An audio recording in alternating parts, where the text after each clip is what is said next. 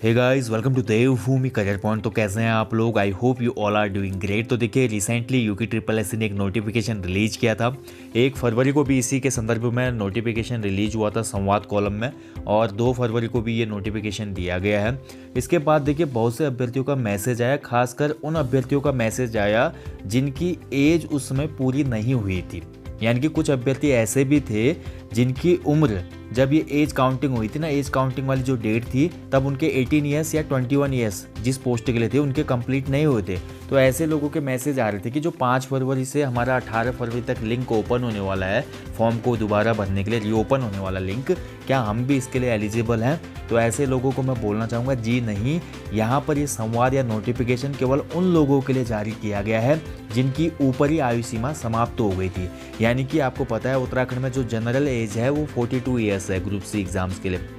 बहुत से एग्ज़ाम्स में 42 है, किसी एग्ज़ाम में कम भी है, लेकिन हम देखते हैं एक एवरेज जो है 42 ईयर्स का है, मतलब 42 साल तक आप भर सकते हैं। तो कुछ अभ्यर्थी ऐसे थे, जब ये विज्ञापन आए उस समय उनकी 42 साल की उम्र पूरी हो चुकी थी, लेकिन आयोग उनको एक मौका देना चाहता है क्योंकि कोरोना काल चल रहा था उस समय, ठीक है।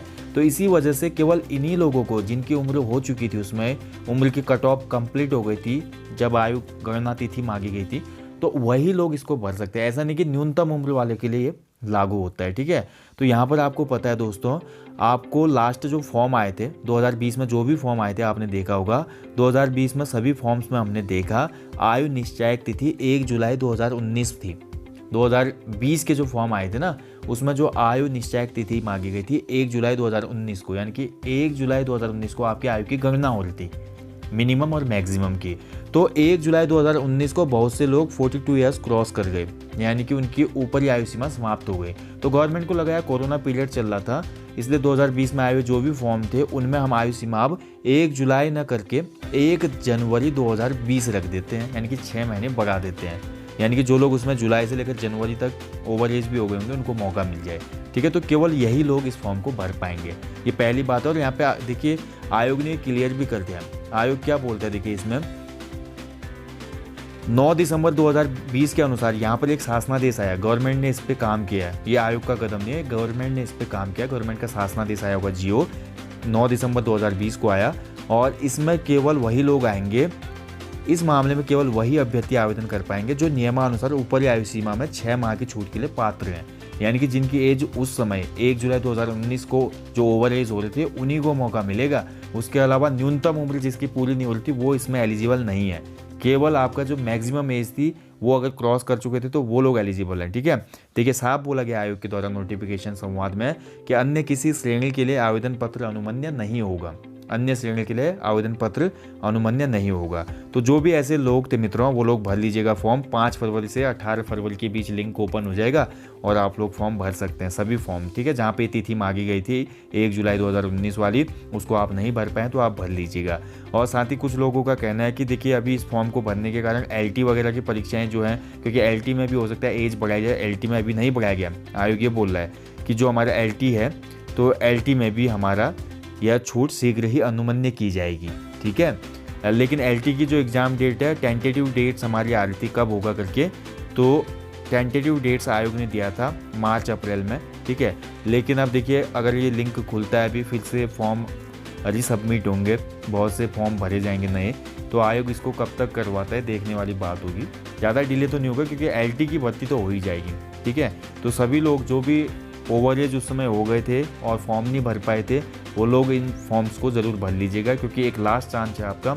और कभी कभी ऐसा होता है ना, लास्ट चांस ही आपका सबसे बड़ा चांस बन के आता है ज़िंदगी में, क्योंकि कुछ ऐसे महान विभूति भी हम देखते हैं अपने जो भी मोटिवेशन सेशन होते हैं या जो भी किताबें हम पढ़ते हैं, वहाँ पर कुछ ऐसे ऐसे बड़े व्यक्तित्व जिन्होंने लास्ट चांस में ही अपनी ज़िंदगी बदल दी थी, ठीक है। आप KFC वाले व्यक्ति को देख लीजिए, बहुत से ऐसे उदाहरण हैं, मैनी मल्टीपल एग्जाम्पल्स हैं।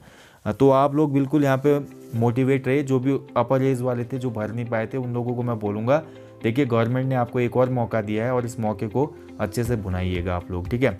इसके साथ साथ एक और यहाँ पे नोटिफिकेशन रिलीज किया गया आयोग के द्वारा, यानी कि एक संवाद और जारी हुआ है, चलिए उसको भी देख लेते हैं। तो ये संवाद जारी हुआ है जो आपकी परीक्षाएं हुई थी कुछ माह में पहले, ठीक है। जो परीक्षाएं हुई थी नवंबर माह में, जो आपकी परीक्षाएं हुई थी, उनके रिजल्ट के बारे में। तो बहुत से लोग मैसेज और ईमेल कर रहे होंगे आयोग को कि रिजल्ट कब पब्लिश होगा, तो तभी आयोग ने ये संवाद दिया है। और आयोग ने बोला है कि हाल में जो सहायक लेखाकार की परीक्षा हुई थी 29 नवंबर को, और साथ ही सहायक कृषि अधिकारी, कनिष्ठ अभियंता, पशुधन प्रसार अधिकारी की परीक्षा हुई थी, तो इन परीक्षाओं के परिणाम जल्दी ही जारी किए जाएंगे। ठीक है, देखिए आयोग के द्वारा कार्रवाई की जा रही है और जल्दी ये जारी हो जाएगा, क्योंकि प्रत्यावेदन वगैरह भी किया हुआ, थोड़ा विलम्ब हो जाता है।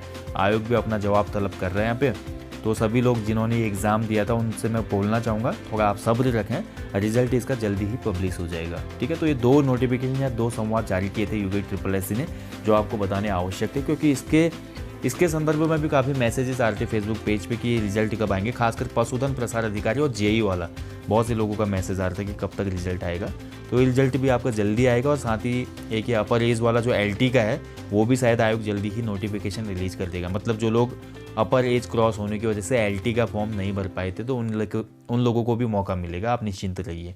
ठीक है, बाकी मेरे को लगता है जल्दी ही आयोग के द्वारा आपका जो आगामी कैलेंडर है, निर्धारित कैलेंडर भी जारी हो जाएगा। तो इसलिए आप सभी लोग अच्छे से अपनी स्टडी करें, कंटिन्यू रहें, निरंतर पढ़ते रहें। मैं हमेशा बोलता हूँ चलते रहें। अगर रुक जाएंगे तो फिर से जीरो में आ जाएंगे और आपकी सालों की मेहनत बर्बाद हो सकती है। तो इसलिए कंटिन्यू रहें। एग्ज़ाम जब भी होगा वो आपका सबसे बड़ा दिन होगा, लेकिन उस दिन के लिए आप कितने तैयार हैं ये अपने अंतर्मन से पूछिए, खुद की तैयारी से पूछिए। ठीक है, तो बस चलते रहना है मित्रों। जल्दी मिलेंगे नेक्स्ट टॉपिक में कुछ अच्छी बातों के साथ, कुछ एक यूनिक टॉपिक के साथ। तब तक आप लोग अच्छे से अपनी स्टडी करें, अपना ध्यान भी रखें। जय हिंद, जय उत्तराखंड।